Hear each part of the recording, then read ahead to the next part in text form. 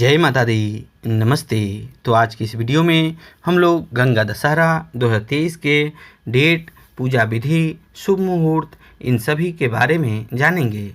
तो चलिए वीडियो को शुरू करते हैं। ज्येष्ठ माह के शुक्ल पक्ष के 10वें दिन यानी 10वीं को गंगा दशहरा पड़ता है। राजा भागीरथ की तपस्या से प्रसन्न होकर माँ गंगा इस दिन भागीरथ के पूर्वजों की शापित आत्माओं को शुद्ध करने के लिए पृथ्वी पर उतरी थी। गंगा दशहरा पृथ्वी पर गंगा नदी के आगमन को चिन्हित करने के लिए मनाया जाता है। पृथ्वी पर उतरने से पहले गंगा भगवान ब्रह्मा के तने में निवास कर रही थी, इसलिए उनके पास स्वर्ग की पवित्रता है। पृथ्वी पर उतरने के बाद स्वर्ग की पवित्रता उनके साथ आई। गंगा दशहरा उस दिन के उपलक्ष्य में मनाई जाती है जब देवी गंगा पृथ्वी पर आई थी। आमतौर पर त्यौहार निर्जला एकादशी से एक दिन पहले मनाया जाता है। तो चलिए अब जानते हैं गंगा दशहरा के तिथि व शुभ मुहूर्त के बारे में। गंगा दशहरा 30 मई 2023 को मनाया जाएगा। 10वीं तिथि का प्रारंभ 29 मई 2023 को 5:36 पर शाम में हो रहा है।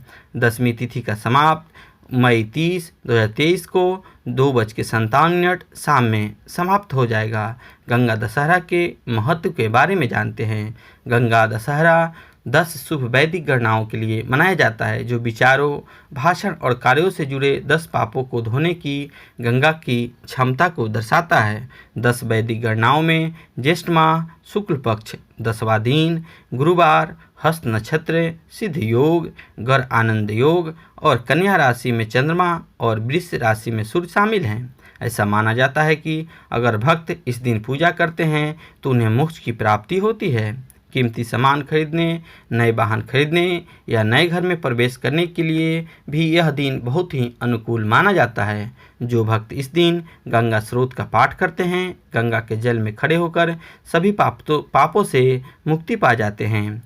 तो अब चलिए जानते हैं गंगा दशहरा के पूजा विधि के बारे में। भक्त ऋषिकेश, हरिद्वार, प्रयाग और बनारसी में ध्यान करने के लिए आते हैं और पवित्र स्नान करते हैं। भक्त अपने पूर्वजों के लिए प्रीत पूजा करते हैं और पवित्र डुबकी लगाकर गंगा की पूजा करते हैं। गंगा के तट पर आरती गोधूली के पत्तों से लदी नौकाओं और नदी से बहाए जाने वाले फूलों से की जाती है। देवी गंगा की पूजा करते समय सभी पदार्थ 10 की गिनती में होने चाहिए। उदाहरण के लिए 10 प्रकार के फूल, सुगंध, दीपक, दायित्व, बेताल के पत्ते और फल, 10 अलग अलग तरह के चीज़ों का दान करें। गंगा में स्नान करते समय आपको 10 डुबकी लेनी चाहिए। तो ये जानकारी कैसा लगा कमेंट में ज़रूर बताएं, और आपका कोई सवाल हो तो कमेंट में ज़रूर पूछें।